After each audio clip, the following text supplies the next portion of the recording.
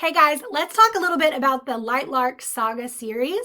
If you were like me, you picked up LightLark and you read it pretty quickly and you didn't fall in love with either one of the main characters. I am a romantasy reader and I want to know which character is endgame right out of the gate. And so I spent more time in LightLark figuring out the curses, figuring out how the worlds worked, and also thinking about each of the games and how she was going to stay alive. Isla's the main character, and I was just not really sure on who could be trusted. And I did not see a true love interest in book one. So I read it pretty quickly and then I put it down. So if you were like me, you were like, I liked it, but I'll put it on my to be read list. And then it just sort of sat there. So I picked up book two thinking, okay, well, I don't have anything better to read. So let me go ahead and finish up this series.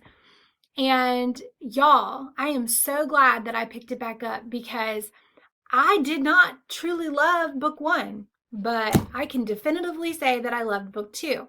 So if you're like me and you sat on book two and you're like, I don't really want to read it, I have no desire, let me tell you a couple of reasons why I think you should pick up book two immediately, okay? So the first thing that I would encourage you is that there is absolutely 100% romance in book two. You fall in love with not just one, but both male characters. Book one, no, didn't really care. Couldn't trust either one of them. By the end of book two, you're sitting there on the edge of your seat like, what in the world? Who are we going to choose? Okay. The second reason I would encourage you to pick up book two is because it becomes a little bit more personal with her.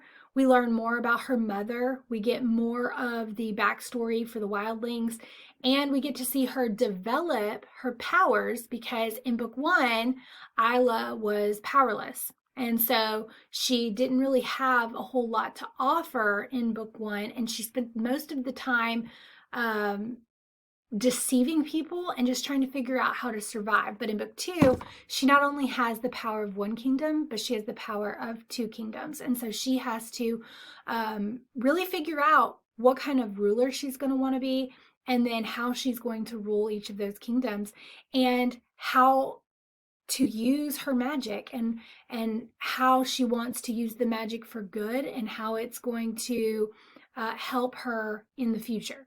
So there is a lot of character building in book two that I didn't feel like was really there in book one.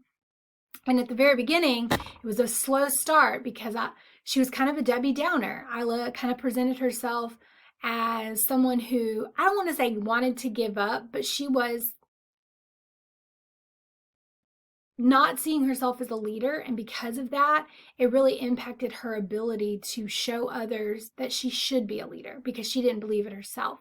And that's why I really loved the character Oro, the king of LightLark, because he helped her to really see that she should be the leader and that she should be respected, and she should believe in herself.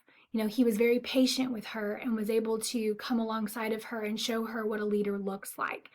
And then on the flip side, I really love book two because we slowly start seeing flashbacks of dreams and memories that Isla had with Grimm before book one even started. And so you're able to slowly put these puzzle pieces together, and you're putting them kind of in a timeline of like where they occurred. And you slowly start seeing through her memories that she actually did really love Grimm even before we met him in book one. And so then it causes this kind of balance shift, if you will, because she's remembering the Grimm from the past before these games even began in book one, and it's really not matching up with the Grimm that she knows now in the present. And so, you know, she's trying to figure out who she is, who she's supposed to love, and she ends up falling in love with both of these amazing boys. Men, can't call them boys, they're too old to be boys, but I also love book 2 because it, true to being a romance, there is a little bit of spice, and it kind of elevates their relationship because in the first book, you get the hand touching and you get the slight flirty looks and things like that, but there was nothing definitive that made them a couple. But you definitely get that in book 2. So the ending shocked me.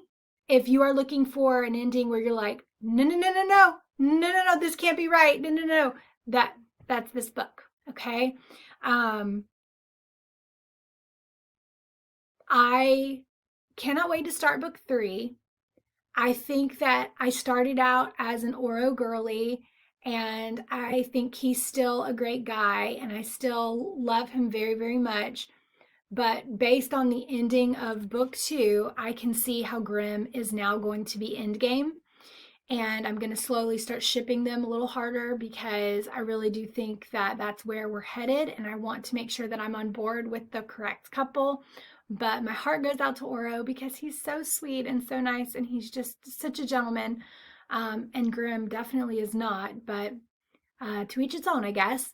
But yeah, pick up this book. It's actually really good. I know LightLark seemed like it was kind of slow and it wasn't a romantasy, but it gets there. If you just hang on, get through book 2, you're going to love it, I promise.